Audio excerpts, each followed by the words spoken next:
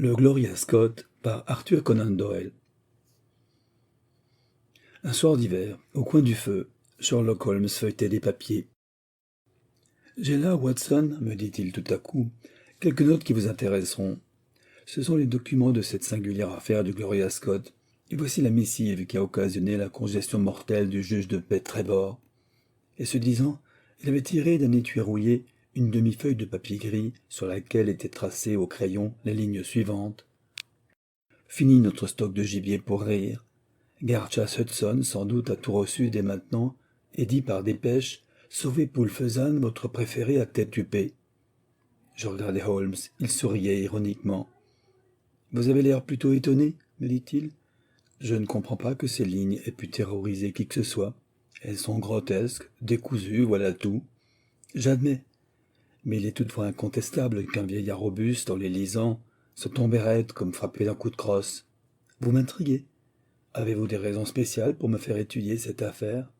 Oui, c'est la première dont je me sois occupé. Souvent, j'avais cherché à me faire raconter par mon compagnon l'origine de sa vocation de détective. Jamais encore, je ne l'avais trouvé en veine de confidence. Cette fois, il se dressa dans son fauteuil, étala les documents sur ses genoux, alluma sa pipe, et tout en fumant, se mit à parcourir ses papiers. « Vous ne m'avez jamais entendu parler de Victor Trevor, n'est-ce pas? Ce fut mon seul ami pendant mes 2 années de collège. Je n'ai jamais été très sociable, vous le savez, Watson. Je préférais rêver dans ma chambre et expérimenter mes méthodes particulières plutôt que de me mêler aux camarades de mon âge. En dehors de l'escrime et de la boxe, j'avais peu de goût pour les jeux athlétiques et mes études étaient tout à fait distinctes de celles des autres. Nous n'avions donc aucun point de contact. Un matin, comme j'allais à la chapelle, son bull terrier s'accrocha à un de mes mollets. C'était un moyen prosaïque de faire connaissance, mais ce procédé réussit. Je tombai malade et fus alité pendant 10 jours au cours desquels Trevor vint sans cesse prendre de mes nouvelles. Ces visites se bornèrent d'abord à quelques phrases banales, mais bientôt elles se prolongèrent, et avant la fin de l'année scolaire, nous étions les meilleurs amis du monde. Trevor était un garçon plein de cœur, d'entrain et d'énergie, au tempérament sanguin, l'antithèse absolue de mon caractère. Lorsque j'eus découvert qu'il était aussi isolé que moi dans le monde, je m'attachai sincèrement à lui. Il m'invita chez son père à Donnithorpe, dans le Norfolk, et j'acceptai son invitation pour les vacances. M. Trevor père, juge de paix et propriétaire foncier, était un homme riche et considéré. Donnithorpe est un petit hameau situé au nord de Langmere, dans le pays des Broads. La maison était une grande et vieille demeure construite en briques, à laquelle on accédait par une belle avenue de tilleuls. Dans les pièces, des plafonds en poutrelles. Autour de la propriété, chasse de marée excellente, belle pêche. Bibliothèque peu considérable mais bien choisie, cédée je crois par le précédent propriétaire. Enfin, une cuisinière passable. Dans ces conditions, il eût fallu être bien difficile pour ne pas passer là un mois fort agréable. M. Trevor père, qui était veuf, n'avait qu'un fils, mon ami. J'appris que sa fille avait été enlevée par la diphtérie à Birmingham. Mon hôte m'intéressa tout de suite extrêmement. Doué d'une grande énergie morale et physique, il n'avait que peu de culture intellectuelle, mais ses nombreux voyages lui avaient donné un enseignement pratique dont il avait su tirer parti. Bâti en force, orné d'une chevelure abondante et qui grisonnait fortement, il avait un teint hâlé et des yeux bleus si perçants qu'ils en étaient presque farouches. Et pourtant, Trevor avait dans le pays une réputation de bonté et de charité. Ses sentences mêmes étaient empreintes d'une indulgence extrême. Un soir, peu de temps après mon arrivée, nous dégustions après le dîner un verre de Porto. Le jeune Trevor se mit à parler de mes manies d'observation et de déduction, manies qui déjà à cette époque étaient profondément ancrées en moi, bien que je ne me fusse pas encore rendu compte du rôle que ces tendances devaient jouer dans ma vie. Le vieillard pensa évidemment que son fils, en citant mes prouesses, exagérait beaucoup. « Eh bien, monsieur Holmes, me dit-il sur un ton de bonhomie, je serais curieux de vous voir lire dans ma vie. » Sans me sentir parfaitement sûr de moi-même, je me hasardai pourtant à vous dire que depuis une année vous redoutez une agression. Il prit soudain un air très grave et me regarda avec la plus grande stupéfaction. « C'est, ma foi, parfaitement vrai. »« Vous vous rappelez, Victor, dit-il, en s'adressant à son fils, Ces braconniers que nous avons arrêtés. Ils ont juré de nous assassiner. Et Sir Edward Hobby a été en effet attaqué. Et depuis lors, je me suis toujours tenu sur mes gardes. Mais comment diable, monsieur Holmes, avez-vous pu le découvrir? Vous possédez, répondis-je, une fort belle canne. La marque qu'elle porte m'indique qu'elle n'est pas à vous depuis plus d'1 an. De plus, vous avez voulu en faire une arme sérieuse en coulant dans le pommeau du plomb fondu. J'en ai donc conclu que vous redoutiez une attaque. Quoi encore? Demanda-t-il en souriant. Vous avez beaucoup boxé dans votre jeunesse. C'est exact. Mais comment diable le savez-vous? Ai-je eu le nez cassé ou écrasé? Non. Je constate seulement que vos oreilles ont cet aplatissement et cet épaississement qui caractérisent le boxeur. Que remarquez-vous encore? D'après les callosités de vos mains, il est clair que vous avez beaucoup manié la pelle et la pioche. J'ai fait toute ma fortune dans les mines d'or. Vous avez été en Nouvelle-Zélande. Vrai encore. Vous avez visité le Japon. Parfaitement exact. Et vous avez intimement connu quelqu'un dont les initiales étaient J.A. et que vous avez ensuite cherché à oublier le plus possible. M. Trevor se leva lentement, fixa ses grands yeux bleus sur moi avec un regard étrange, effaré, puis tomba sans connaissance sur les coquilles de noix qui jonchaient la nappe. Vous pensez, Watson, quel coup ce fut pour son fils comme pour moi. L'évanouissement ne fut pas long. Après avoir dégrafé son col, nous aspergeâmes son visage de quelques gouttes d'eau. Aussitôt le malade aspira fortement, puis se redressa sur sa chaise. « Ah, mes enfants, dit-il avec un sourire forcé, j'espère ne pas vous avoir trop effrayé. Malgré mon apparence de santé, je dois vous avouer que j'ai un commencement de maladie de cœur, et il me faut bien un peu de choses pour me mettre à plat. Tous les détectives qui ont existé ou qu'on a inventés ne sont que des enfants auprès de vous, monsieur Holmes. Votre vocation est toute trouvée. Croyez-en ma vieille expérience. » Il n'est pas douteux que ce conseil, accompagné d'une appréciation assurément très exagérée de mes talents, me donna la première idée d'ériger en profession ce qui n'avait été jusque-là qu'un simple amusement. Pour le moment, toutefois, j'étais si préoccupé de l'indisposition de mon hôte que je ne pensais qu'à lui. « J'espère n'avoir rien dit qui vous ait fait de la peine, demandai-je. Dame, vous avez certainement touché un point sensible.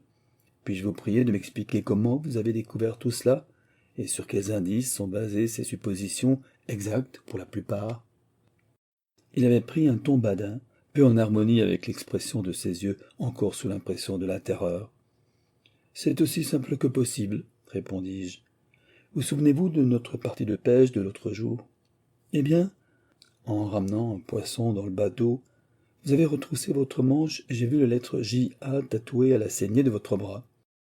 Quoique ces lettres fussent encore visibles, leur peu de netteté, la couleur de la peau tout autour, étaient pour moi autant de preuves que vous aviez fait des efforts pour les effacer. J'en ai conclu que le souvenir de ces initiales, d'abord très chères, vous était devenu à tel point indifférent que vous avez cherché à l'oublier. « Quel coup d'œil !» s'écria-t-il avec un soupir de soulagement. « Vous avez deviné juste. Mais n'en parlons plus.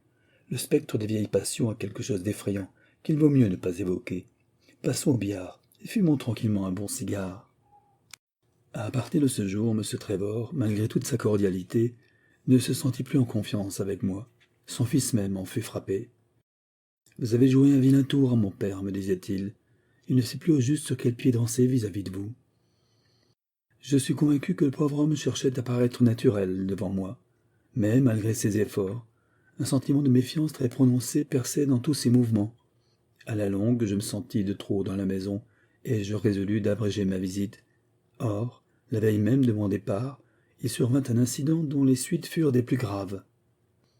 Nous étions tous trois assis sur la pelouse en train de nous chauffer au soleil et d'admirer le paysage des Broads, lorsqu'un domestique vint annoncer qu'un homme demandait à parler à M. Trevor. « Comment s'appelle-t-il » demanda mon hôte. Il a refusé de dire son nom. « Que veut-il alors ?»« Il prétend que vous le connaissez. Il demande à vous voir et à vous parler. Faites-le venir. » Un instant après, nous vîmes arriver un homme de petite taille, à la tournure vulgaire dont l'air sournois et la démarche lourde me frappèrent. Il portait une jaquette déboutonnée, tachée de goudron sur une manche, une chemise à carreaux rouges et noirs, un pantalon crotté et de grosses chaussures très usées. Son visage maigre et hâlé manquait de franchise. Sur ses lèvres, un sourire stéréotypé qui permettait de voir une rangée irrégulière de dents jaunes. J'ajouterais que ses mains noueuses étaient à demi fermées, selon l'habitude bien connue des marins. Tandis qu'il traversait lourdement la pelouse, j'entendis M. Trevor pousser une espèce de grognement rauque, puis je le vis se lever d'un bond et courir vers la maison. Il ne resta qu'un instant. Lorsqu'il revint, il sentait fortement l'eau-de-vie. « Eh bien, mon ami, dit-il, que puis-je faire pour vous ?» Le matelot le regardait avec des yeux mutins et cet éternel sourire qui errait sur sa bouche entr'ouverte. « Vous ne me reconnaissez donc pas ?» dit-il. « Ma parole, mais c'est Hudson !» s'écria M. Trevor d'un air surpris. « Oui, Hudson en personne, monsieur. Il y a plus de 30 ans que je ne vous ai vu. Vous voilà donc installé ici, chez vous, tandis que moi je mange toujours de la viande de conserve. Bon, vous verrez que je n'ai pas oublié le passé, s'écria Trevor, et s'approchant du marin, il lui parla à voix basse. Je vais m'occuper de vous trouver une place. Merci, monsieur, dit l'homme en se tirant une mèche de cheveux. Je viens précisément de terminer un engagement de 2 ans sur un caboteur de 8 nœuds à court d'équipage, et j'ai besoin de repos. J'ai pensé en trouver soit chez M. Beddoes, soit chez vous. Ah, s'écria M. Trevor, vous savez où demeure Beddoes? Bien sûr, monsieur. Je sais où sont tous mes anciens amis, répliqua l'homme au sourire étrange, et il suivit lentement la servante qui lui montrait le chemin de la cuisine. M. Trevor nous marmotta quelque chose sur la relation qu'il avait eue à bord avec cet homme, alors qu'il se rendait aux mines. Puis il nous laissa sur la pelouse et rentra dans la maison. 1 heure après, nous le trouvâmes ivre-mort, couché sur le sofa de la salle à manger. Toute cette affaire m'avait fait la plus mauvaise impression, et je quittai le lendemain Donnithorpe sans le moindre regret, tant je sentais ma présence gênante pour mon ami. Tout ceci s'était passé durant le 1er mois des grandes vacances. Je rentrai directement à Londres où je m'appliquai, pendant 7 semaines, à faire des expériences de chimie organique. Au milieu de l'automne et peu de jours avant la reprise des cours, je reçus un télégramme de mon ami me suppliant de revenir à Donnithorpe, sous prétexte qu'il avait le plus grand besoin de mes conseils et de mon aide. Naturellement, je lâchai tout et partis pour le nord. Le jeune Trevor m'attendait à la gare avec un dog-car, et je m'aperçus aussitôt qu'il avait dû beaucoup souffrir depuis que je l'avais quitté. Il avait maigri et paraissait accablé. Plus rien chez lui de cet entrain et de cette gaieté un peu bruyante qui faisait de lui un si charmant compagnon. « Mon père est mourant, me dit-il en venant devant de moi. « Pas possible, m'écriai-je. Qu'a-t-il ? Congestion, ébranlement nerveux. Il peut passer d'une minute à l'autre. Je ne sais si nous le retrouverons encore en vie. Vous pensez bien, Watson, que je fus navré de cette nouvelle inattendue. Et qu'est-ce qui a pu provoquer cet état ? Demandai-je. Ah, voilà la question. Mais montez donc en voiture, nous causerons en route. Vous vous souvenez de cet homme qui est venu la veille de votre départ ? Parfaitement. Eh bien, savez-vous à qui nous avons ouvert la porte ce jour-là ? Je n'en ai aucune idée. Au diable, Holmes, au diable en personne. Je le regardais stupéfait. Oui, au diable. Nous n'avons pas eu 1 heure de tranquillité depuis, pas 1 heure, vous m'entendez ? Mon père n'a jamais porté la tête haute depuis ce jour-là. Maintenant, c'est la vie même qui s'éteint en lui. Il s'en bat, le cœur brisé. Tout cela par le fait de ce Hudson maudit. Mais quel pouvoir a-t-il sur lui ? Ah, je donnerais beaucoup pour le savoir. C'est un si brave homme que mon père. Il est bon, charitable. Qu'on m'a expliqué qu'il soit tombé entre les griffes d'un pareil gredin. Je suis bien heureux de vous avoir ici, Holmes. J'ai la confiance la plus absolue dans votre jugement et votre discrétion, et je sais que vous ne me donnerez que de bons conseils. Tandis qu'il me parlait, nous roulions rapidement sur la grande route unie et poussiéreuse. Au loin, la longue ligne des Broads dorée par le soleil couchant. J'apercevais déjà au-dessus d'un petit bois, sur notre gauche, les hautes cheminées et le mât de pavillon qui désignaient la demeure du riche propriétaire. Mon père, continua mon compagnon, prit cet homme à son service en qualité de jardinier. Puis, comme ce travail ne lui convenait pas, il fut promu maître d'hôtel. Bientôt il fut maître dans la maison, entrant partout et n'en faisant qu'à sa tête. Comme les femmes se plaignaient de son ivrognerie et de son langage grossier, mon pauvre père augmenta leur gage pour les dédommager. Cet animal s'est approprié en outre le bateau et le meilleur fusil de mon père pour s'offrir des parties de chasse. Et tout cela avec un air si railleur, des clignements d'yeux si insolents, que je l'aurais assommé 20 fois, n'eût été son âge. Je vous assure, Holmes, que j'ai souvent dû me tenir à 4 pour ne pas lui porter un mauvais goût. Je me demande aujourd'hui si je n'ai pas eu tort de me contenir ainsi. Enfin, tout marchait de travers, et cet animal de Hudson devenait de plus en plus familier, si bien qu'un jour, à la suite d'une réponse insolente qu'il fit à mon père devant moi, Je le pris par les épaules et l'expulsai de la pièce. Il devint livide et me jeta en s'éloignant un de ces regards haineux qui en disent plus long qu'aucune parole. J'ignore ce qui se passa ensuite entre mon pauvre père et lui. Ce qu'il y a de sûr, c'est que celui-ci va me demander le lendemain si je ne consentirais pas à faire des excuses à Hudson. Je refusai, comme bien vous pensez, et lui reprochai de permettre à ce misérable de pareilles libertés envers lui et les gens de sa maison. « Ah, mon garçon, me répondit-il, tout cela est facile à dire. Tu ne te doutes pas dans quelle situation je me trouve. Mais tu le sauras, Victor, tu le sauras, je le jure, advienne que pourra. Ne juge pas trop sévèrement ton pauvre vieux père, n'est-ce pas, mon fils ?» Il était très ému, et alla s'enfermer pour le reste de la journée dans son bureau où je le vis, à travers la fenêtre, écrire fiévreusement. Ce soir-là, je crus que l'heure de la délivrance avait sonné, car Hudson nous annonça son intention de nous quitter. Il entra dans la salle à manger au moment où nous venions de nous mettre à table, et nous fit part de son projet d'une grosse voix avinée. « J'en ai assez du Norfolk, dit-il. Je vais aller voir M. Beddoes dans le Hampshire. Je présume qu'il sera aussi heureux de me voir que vous l'avez été vous-même. »« J'espère au moins que vous partez sans rancune, Hudson, » lui demanda mon père d'un ton humble qui me mit hors de moi. « Je n'ai pas reçu vos excuses, » grommela-t-il en me jetant un coup d'œil furieux. « Victor, » me dit mon père en se tournant de mon côté, « vous reconnaîtrez que vous avez traité ce brave homme un peu rudement. Je trouve au contraire que nous avons, vous et moi, fait preuve d'une patience extraordinaire, répondis-je. Ah, vous trouvez vraiment, ricana Hudson. Très bien, patron, nous verrons cela. Et il sortit de la pièce en se dandinant. Une demi-heure après, il quittait la maison, laissant mon père dans un état de nervosité extrême. Depuis lors, chaque nuit, je l'entendais faire les 100 pas dans sa chambre, et c'est au moment où il commence à reprendre un peu de calme que ce terrible coup l'a frappé. « Sous quelle forme ?» demandai-je avec anxiété. « Sous la forme la plus extraordinaire qui se puisse imaginer. Il arriva hier, à l'adresse de mon père, une lettre timbrée de Fordingbridge. Mon père la lut, mit sa tête dans ses mains, et commença à courir en rond dans sa chambre comme s'il avait perdu la raison. Quand je réussis enfin à le faire asseoir sur le sofa, je m'aperçus que sa bouche était contractée, ses yeux grimaçants, et qu'il était sous le coup d'une attaque. Le docteur Fordham, appelé en toute hâte, m'aida à le coucher. Mais rien ne put arrêter les progrès de la paralysie. Depuis, il n'a plus donné aucun signe de connaissance. Je crains, hélas, que nous ne le retrouvions pas vivant. « Mais c'est affreux, Trevor, m'écriai-je. Que pouvait donc contenir cette lettre pour produire un effet aussi foudroyant?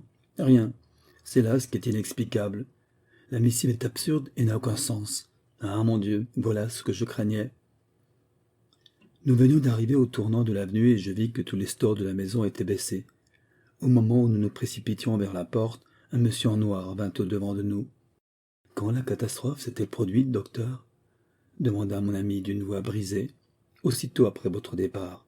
A-t-il repris connaissance ? » ?»« Oui, un instant avant la fin. »« A-t-il prononcé quelques paroles à mon adresse ? » ?»« Il a dit simplement que les papiers se trouvaient dans le tiroir du fond du cabinet japonais. » Mon ami suivit le docteur dans la chambre mortuaire, et je restai seul en bas à réfléchir à ces singuliers événements. Peu à peu je me sentis envahir par une mélancolie que je n'avais jamais ressentie jusqu'à présent.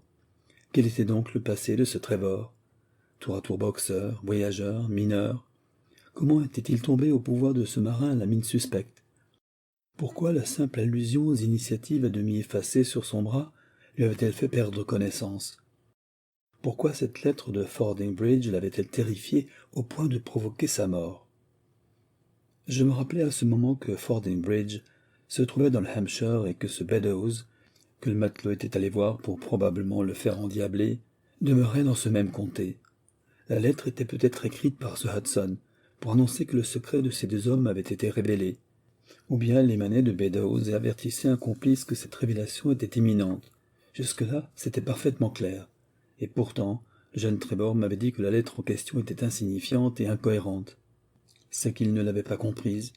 Il est probable que ce langage étrange cachait une de ces clés énigmatiques qui donnent au sens des mots un déguisement ingénieux. Il faut que je voie cette lettre, pensai-je en moi-même. Je suis persuadé que je déchiffrerai l'énigme. Pendant 1 heure encore, dans l'obscurité, je cherchai à résoudre ce problème. Enfin, une femme de chambre en pleurs vint m'apporter une lampe et derrière elle entra Trevor, pâle mais l'air calme. Il tenait à la main précisément ces papiers que vous voyez étalés sur mes genoux. Il s'assit en face de moi, plaça la lampe au bord de la table et me tendit ces quelques lignes griffonnées sur une simple feuille de papier gris. Fini notre stock de gibier pour rire. Garde-chasse Hudson, sans doute a tout reçu dès maintenant et dit par dépêche, sauvez Poulfezane, votre préféré, à tête huppée. Je présume que mon visage, en lisant ces lignes, ne refléta pas moins de stupéfaction que le vôtre tout à l'heure. Je les relus avec grand soin et restai convaincu que j'avais deviné juste, en supposant que ces phrases baroques avaient un sens caché. Ces mots, sauvez Poulfezane, votre préféré, à tête huppée, avaient sans doute une signification convenue. Mais cette signification ne pouvait être découverte sans la clé. Je croyais bien être sur la voie. La présence du mot Hudson indiquait bien quel était l'objet de la missive. Cette dernière émanait de Beddoes et non du matelot. J'essayai de lire à rebours, mais huppé était à préférer ne me donna pas un résultat encourageant. Je cherchais alors à lire en supprimant un mot sur deux. Fini, stock, gibier. Ou notre deux pour n'avait aucun sens. Tout à coup la clé m'apparut. En prenant un mot sur trois, à partir du premier, je trouvai un sens capable de pousser le vieux Trevor au désespoir. L'avertissement était concis et clair. Fini de rire, Hudson a tout dit, sauvez votre tête. Victor Trevor cacha sa figure dans ses mains tremblantes. C'est bien cela, je pense. C'est pire que la mort, car c'est en même temps le déshonneur. Que signifient ces mots, garde-chasse et Poulfezane? Cela n'a aucun rapport avec la missive, mais c'est assez suggestif et pourrait bien nous faire découvrir l'auteur de la lettre si nous ne le connaissions déjà. Remarquez qu'il a sûrement commencé par écrire « fini »,« de »,« rire », etc. Il lui fallait ensuite, pour bâtir cette lettre chiffrée, relier chacun de ces mots par deux autres mots placés dans l'espace laissé en blanc. Il devait naturellement employer les premiers mots qui lui venaient à l'esprit. Or, il parle de chasse, ce qui prouve que nous avons affaire ou à un fervent disciple de Saint-Hubert ou à un éleveur. Que savez-vous de ce Beddoes? Maintenant que vous me remettez sur la voie, je me souviens en effet que mon pauvre père était invité par lui, tous les automnes, à aller chasser sur ses terres. Il n'y a pas de doute alors que Beddoes ne soit l'auteur de ce mot. Il ne vous reste plus maintenant qu'à découvrir le secret qui peut lier deux hommes riches et respectés à ce gredin de Hudson, au point de le mettre à sa merci complète. « Hélas, Holmes, s'écria mon ami, je crains que ce ne soit un mystère, où le crime et la honte se trouvent côte à côte. Mais je n'ai pas de secret pour vous, et je vais vous montrer la confession que mon père écrivit lorsqu'il s'aperçut que Hudson devenait dangereux. J'ai trouvé ce papier dans le meuble japonais, comme l'avait dit le docteur. Prenez-le et lisez tout haut. Je n'ai ni la force ni le courage de le faire moi-même. Ce sont, mon cher Watson, ces mêmes documents que je vais vous lire, comme je les ai déjà lus cette nuit-là, à Trevor dans la vieille demeure fatale. Ils portent ce titre, Note sur le voyage du navire Gloria Scott depuis son départ de Falmouth, le 8 octobre 1855, jusqu'à sa perte, par 15° 20 de latitude nord et 25° 14 de longitude ouest, le 6 novembre. Ces notes sont écrites sous forme de lettres. Mon cher et bien-aimé fils, maintenant que je ne puis échapper au déshonneur qui empoisonne mes dernières années, j'ai le droit de déclarer en toute vérité et sincérité que mon désespoir n'a pour cause ni la crainte de tomber sous le coup de la loi, ni l'appréhension de perdre ma position et de déchoir aux yeux de ceux qui m'ont connu. Je me sens accablé par la seule conviction que vous aurez à rougir de moi, vous qui m'aimez tendrement, vous à qui je n'ai jamais donné, je l'espère du moins, de motif de me refuser votre respect. Mais, si le coup qui me menace vient à me frapper, je désire que vous n'appreniez que de moi à quel point j'étais coupable. D'autre part, si la catastrophe ne se produit pas, c'est ce que je demande au Tout-Puissant. Si ce papier tombe entre vos mains, sans avoir été détruit, je vous en conjure alors, parce que vous avez de plus sacré, par la mémoire de votre chère mère et par l'affection qui nous unit, brûlez ce papier avant d'en achever la lecture, et n'y pensez jamais plus. Si vos yeux viennent un jour à parcourir les lignes qui suivent, c'est que j'aurai été dénoncé, chassé de ma maison ou, ce qui est plus probable, car vous savez que j'ai une maladie de cœur, c'est que la mort m'aura pour toujours paralysé la langue. Dans les deux cas, l'heure de la dissimulation est passée. Tout ce que je vais écrire est la pure vérité, je le jure, que Dieu ait pitié de moi. Mon nom, cher enfant, n'est pas Trevor. Je m'appelais dans ma jeunesse James Armitage. Aussi vous comprendrez l'émotion qui m'envahit lorsque j'entendis votre ami me dire qu'il croyait connaître mon secret. Ce fut donc sous le nom d'Armitage que j'entrai en qualité de commis dans une maison de banque de Londres, et c'est sous ce même nom d'Armitage que je fus convaincu d'avoir transgressé les lois de mon pays. On me condamna à la déportation. Ne soyez pas trop sévère pour moi, mon cher enfant. J'avais soi-disant une dette d'honneur à payer, et j'avais employé des fonds qui n'étaient pas à moi, certain de pouvoir les remettre avant qu'on ne s'aperçût de leur disparition. Mais la mauvaise chance me poursuivant, je ne touchai pas à temps la somme sur laquelle je comptais, et un examen inattendu de mes comptes fit découvrir le déficit. On aurait pu me traiter avec indulgence, mais les lois étaient plus rigoureuses il y a 30 ans qu'aujourd'hui. Il y a 33 ans, je me vis enchaîné comme un filou avec 37 autres condamnés dans les entreponts du navire Gloria Scott qui faisait voile pour l'Australie. C'était en 1855, au moment où la guerre de Crimée battait son plein. Les bâtiments ordinairement employés au transport des condamnés étaient mobilisés pour la mer Noire. Le gouvernement en était réduit à affréter les navires plus petits et moins bien aménagés pour transporter les prisonniers. Le Gloria Scott avait fait en Chine le commerce du blé, mais c'était un vieux bateau et les nouveaux l'avaient supplanté. Il jaugeait 500 tonnes et, outre ses 38 oiseaux de geôle, portait, quand nous mîmes à la voile à Falmouth, 26 hommes d'équipage, 18 soldats, un capitaine, 3 quartiers-maîtres, un médecin, un aumônier et 4 gardes-chiourmes. En tout, près de 100 personnes. Les cloisons qui séparaient nos cellules, au lieu d'être en chêne épais comme dans les navires qui transportent des prisonniers, étaient minces et légères. Mon voisin, du côté de l'arrière, était un de ceux que j'avais remarqués quand on nous avait amenés sur le quai. C'était un jeune homme imberbe, au teint clair, au nez mince et allongé, aux mâchoires assez fortes. Il portait la tête haute, avait une démarche fière, et était surtout remarquable par sa grande stature d'au moins 6 pieds et demi. Aucun de nous ne lui serait arrivé à l'épaule. Il était surprenant de voir, au milieu de toutes ces figures tristes et abattues, ce visage plein d'énergie et de résolution. La vue de ce compagnon me parut aussi réconfortante qu'au voyageur perdu dans une tourmente de neige l'apparition soudaine d'un grand feu. Je me sentais donc ravi d'avoir ce voisin, et je le fus encore bien plus lorsque dans le silence de la nuit j'entendis tout près de moi un murmure. Mon voisin avait trouvé moyen de percer un trou dans la cloison qui nous séparait. « Allô, camarade, me dit-il, comment vous appelez-vous et pourquoi êtes-vous ici ?» Je lui répondis franchement et lui demandai à mon tour qui il était. « Je m'appelle Jack Bendergast et par Dieu, vous apprendrez à bénir mon nom avant que nous ne nous séparions. » Ce nom m'était familier, car le procès de cet homme s'était plaidé peu de temps avant mon arrestation et avait fait beaucoup de bruit en Angleterre. Bendergast appartenait à une famille honorable. Il avait une grande valeur personnelle, mais, profondément corrompu, il avait escroqué de fortes sommes aux plus grands commerçants de Londres par des moyens aussi ingénieux que perfides. « Ah, vous vous souvenez de mon affaire ?» dit-il avec une certaine satisfaction. « Oh, très bien. Vous vous rappelez peut-être à ce sujet une particularité. Laquelle ? On m'attribuait un coût d'à peu près 250 000 livres, n'est-ce pas ? Oui, environ. Mais on n'en a rien trouvé, n'est-ce pas ? Non, en effet. Eh bien, où pensez-vous qu'a passé cet argent ? Je n'en ai pas la moindre idée. Je le tiens là, entre le pouce et l'index, pardieu. Mon nom seul vaut plus de livres sterling que vous n'avez de cheveux sur la tête. Et quand on a de l'argent, mon garçon, et qu'on sait en faire usage, on est tout puissant. Il ne vous est pas venu à l'idée, je pense, qu'un homme ainsi pourvu se résigne à user ses culottes dans la cale infecte d'un caboteur chinois, à demi pourri et infesté de rats et de vermine. Non, monsieur, un homme comme moi se tire d'affaire et vient en aide aux camarades. N'en doutez pas et fiez-vous à lui.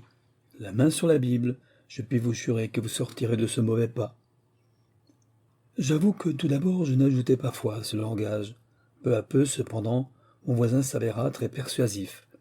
Après m'avoir fait donner ma parole d'honneur la plus solennelle de garder le silence, il me laissa comprendre qu'il existait réellement un complot pour s'emparer du navire. Ce complot avait été ourdi, bien avant l'embarquement, par une douzaine de prisonniers à la tête desquels était, bien entendu, Bendergast. Sa fortune devenait naturellement le levier puissant de l'affaire. « J'ai, me dit mon complice, un associé, homme exceptionnellement sûr auquel j'étais lié comme le sont les 2 doigts de la main. C'est lui qui a les fonds. Mais où pensez-vous qu'il se trouve en ce moment ? Ici même, c'est l'aumônier du bord. Il s'est embarqué, vêtu de sa redingote noire, pourvu de papiers en règle, et avec assez d'argent dans sa valise pour acheter tout le bâtiment de la quille à la pomme du grand mât. L'équipage le taquit corps et âme, Il l'a acheté en bloc, même avec escompte, puisqu'il payait en espèces sonnantes. Il les a réglés avant même que les hommes aient signé leur engagement. 2 des gardes Chiome et Mercer, le second quartier-maître, sont ses créatures. Il pourrait acheter jusqu'au capitaine même s'il le jugeait nécessaire. Quel est votre plan? De rendre plus rouges encore les habits de quelques-uns de ses soldats. Qu'en pensez-vous, hein? Mais ils sont armés. Et nous le serons aussi, mon garçon.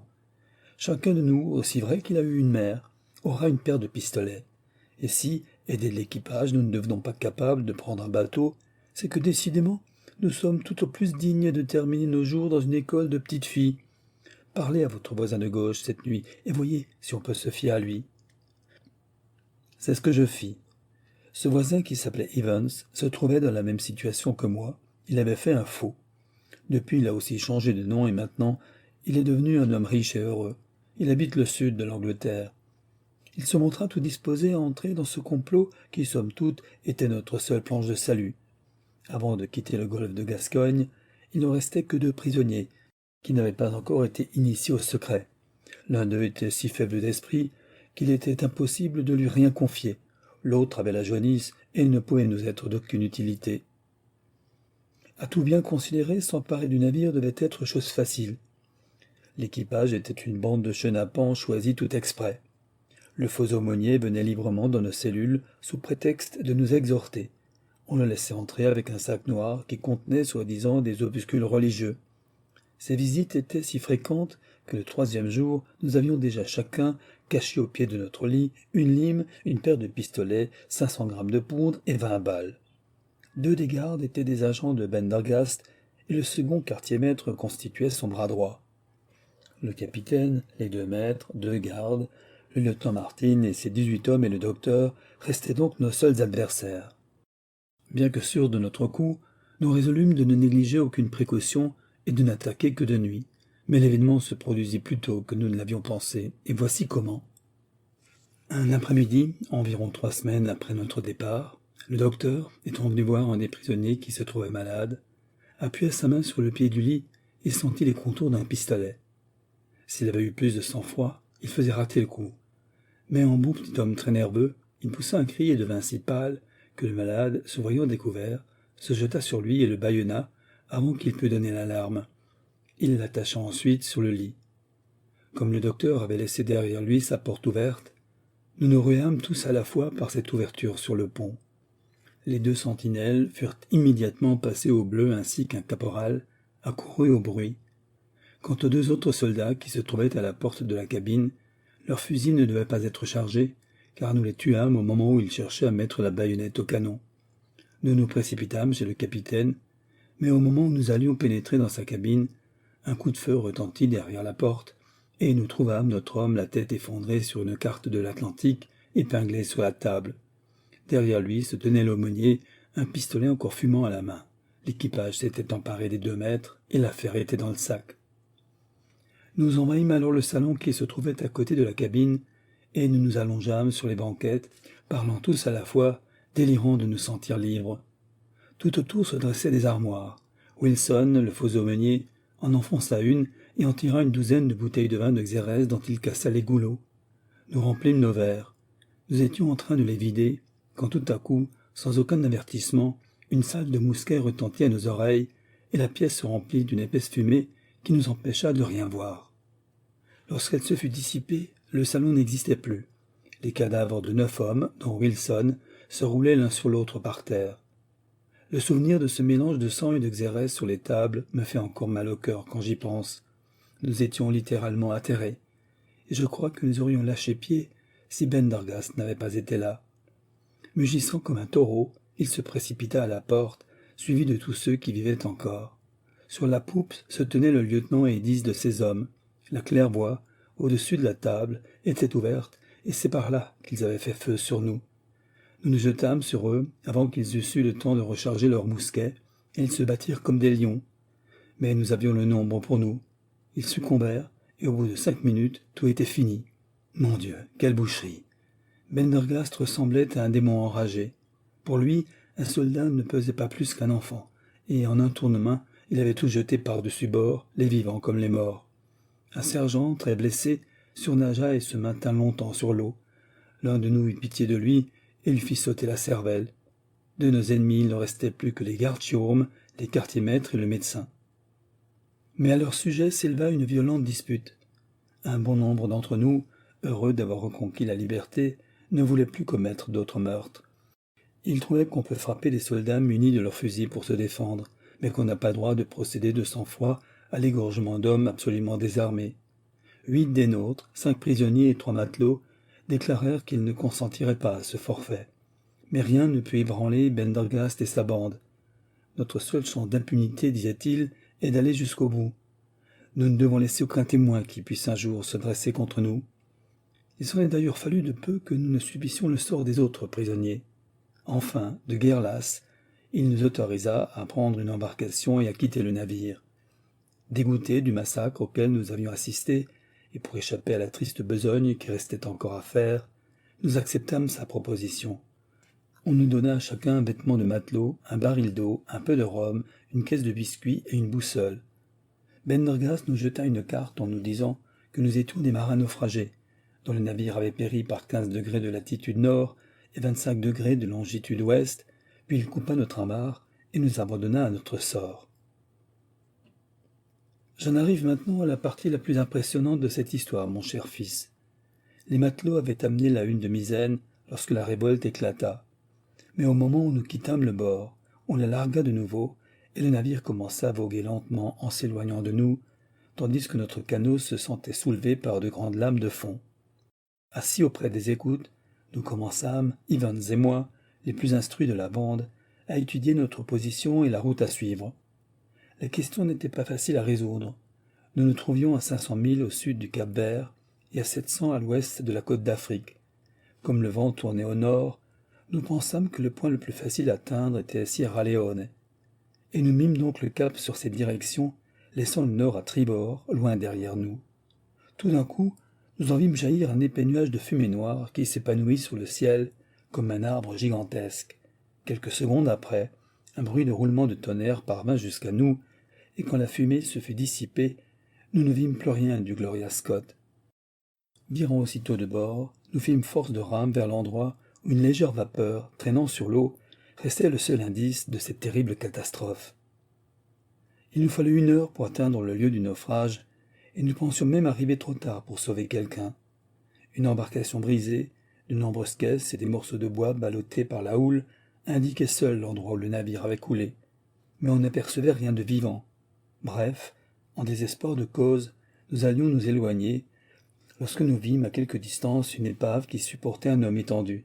Nous le hissâmes à bord. C'était un matelot nommé Hudson, si brûlé et si épuisé qu'il ne put nous raconter la catastrophe que le lendemain matin. Il paraît qu'aussitôt après notre départ, Bendergast et sa bande se mirent en mesure d'exécuter leur tâche en massacrant les 5 prisonniers qui restaient. Les 2 gardes-chiourmes furent tués à coups de feu et jetés par-dessus bord, ainsi que le 3e maître. Puis, Bendergast descendit dans l'entrepont et de ses propres mains coupa la gorge de l'infortuné médecin. Il ne restait plus à expédier que le 1er maître, un homme vigoureux et résolu. Quand il vit le forçat s'approcher de lui, son couteau tout sanglant à la main, il réussit à briser le lien qu'il avait pu déjà relâcher et descendit d'un bond dans la cale arrière. Une douzaine de forçats, armés de pistolets et lancés à sa recherche, le trouvèrent dans la soute aux poudres, assis devant un baril ouvert, une boîte d'allumettes à la main. Il jura de faire sauter le navire s'il était le moins du monde molesté. Un instant après, l'explosion se produisait. Hudson pense qu'elle a été plutôt due à un coup de pistolet maladroit qu'à l'allumette du maître attaqué. Quelle qu'en fût la cause, ainsi périt le Gloria Scott, avec lui son bras le gredin qui s'en était emparé. Voilà en peu de mots, mon cher enfant, l'histoire du terrible événement auquel j'ai été mêlé. Le lendemain, nous étions recueillis par le brick Hotspur, faisant voile pour l'Australie. Le capitaine n'eut pas de peine à croire que nous représentions les survivants d'un paquebot naufragé. L'amirauté déclara que le transport Gloria Scott était perdu corps et biens. Depuis, pas un mot n'a transpiré sur son véritable sort. Après un excellent voyage, le Hotspur nous débarqua à Sydney, où Evans et moi, nous changeâmes de nom pour travailler aux mines. Là, au milieu de cette foule venue de tous les pays, il nous a été facile de dissimuler notre identité première. Le reste n'a pas besoin de se raconter.